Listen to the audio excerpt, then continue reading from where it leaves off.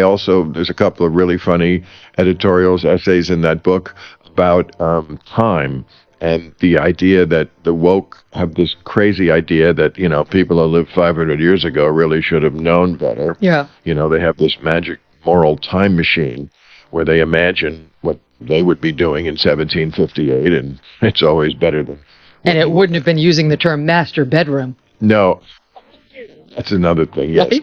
And again, that's another point I'm always trying to make, is that the difference between old school liberals like me and the woke is things like that. People, I think, have this idea that wokeness is an extension of liberalism, and it very often is something that goes so far, it actually turns around and... Bill Maher and Megyn Kelly started off with a casual chat, but the moment the conversation shifted to woke culture, things quickly escalated. What began as a friendly exchange soon turned into a heated showdown. Maher didn't hold back, declaring that woke culture isn't an evolution of liberalism, but a completely new and radical offshoot. It was both fascinating and surprising to see him openly distance himself from the far left. One thing's for sure, this discussion was anything but ordinary. Says nobody ever gets canceled for being too woke. That's how you wind up with men can get pregnant. Yeah. It's just, you can say the most ridiculous thing, and because no one wants to be the one who's called out on Twitter, they'll be like, "Oh, sure, men pregnant." Sure. I've always said that. I saw a dude who was glowing today. It's just so ridiculous what you can get away with saying, and just the intimidation. Maher is boldly calling out his fellow leftists, the ones who quietly roll their eyes at the extreme left but are too afraid to speak up. He argues that many liberals secretly believe woke ideology has gone too far, yet remain silent out of fear of being labeled or canceled. To Maher, this silence isn't neutral, it's part of the problem.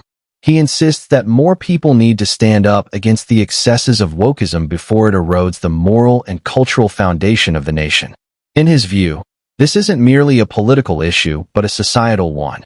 And if people don't push back soon, the fear-driven conformity will ultimately destroy everything liberalism once stood for.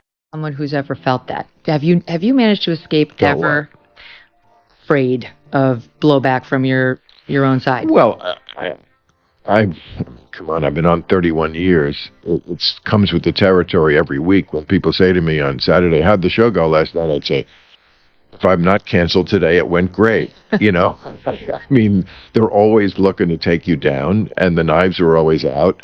But, I feel like at this point, after 31 years, if they wind up getting me, okay, I had a pretty good run. That's right. And also, I think there's just a lot of people who have my back, and they appreciate what I do, and they appreciate me having that bond with my audience, that I don't pull a punch, and I never will. And it's made me, lose some audience. That's true. I say it in the introduction of the book. I say, I have lost some people, and I don't miss them.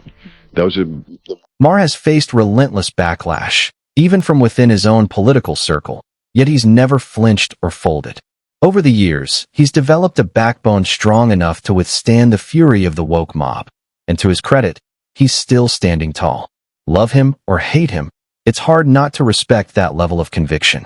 While not everyone agrees with Maher on every issue, many can at least admire his courage to challenge the excesses of the woke left. According to him and others, their policies do little to unite or uplift. Instead, they divide, shame, and silence.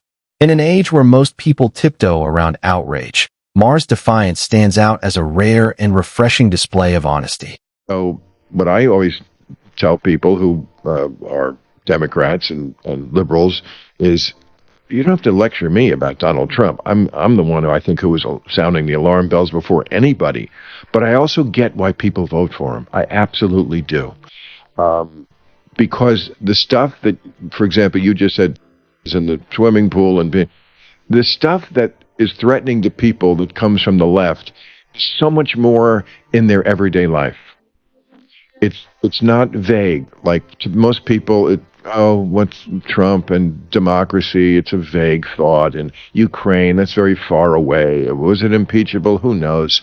But I know about my kid coming home from school and saying, well, they're telling me I can't. Yeah, And that's exactly the kind of thing that gets under people's skin, which is why so many continue to push back against woke ideology. Maher's frustration is understandable.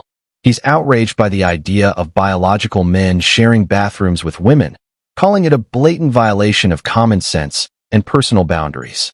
Even more disturbing to him is the way some schools encourage children to make life-altering decisions, like gender transitions, while keeping parents uninformed. To Maher, that's not progress, it's chaos disguised as compassion. His point is simple but powerful. When ideology begins to override biology, reason, and parental rights, society starts to lose its balance. And that's exactly why he refuses to stay silent, no matter how loud or relentless the backlash becomes. Your perfectly normal son that he might be a girl.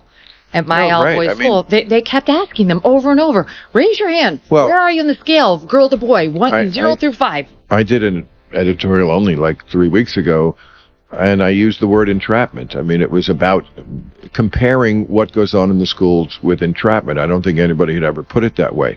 But entrapment in the law, I'm sure you know this better than I do, means suggesting someone into a crime. Yep. There's something they wouldn't have thought of to do anyway. I mean, I used the example of after 9/11, there were a number of cases where law enforcement basically entrapped people who were not really going to be terrorists. The one case I mentioned was the Liberty 7 guys in Liberty City, Miami. According to Bill Maher, the fringe left has perfected a subtle but dangerous tactic: psychological entrapment. He claims they're planting ideas about gender transition in the minds of impressionable schoolchildren. It often begins innocently enough, with teachers or counselors repeatedly asking kids if they've ever felt different or thought about changing their gender. At first, the idea may not even cross a child's mind, but with constant repetition, the seed starts to take root. Over time, suggestion turns into curiosity, and curiosity into confusion. Maher argues that this kind of repetitive conditioning isn't about freedom or self-expression, it's manipulation disguised as inclusion. And in his view, it's reshaping young minds long before they're old enough to grasp the weight of such decisions.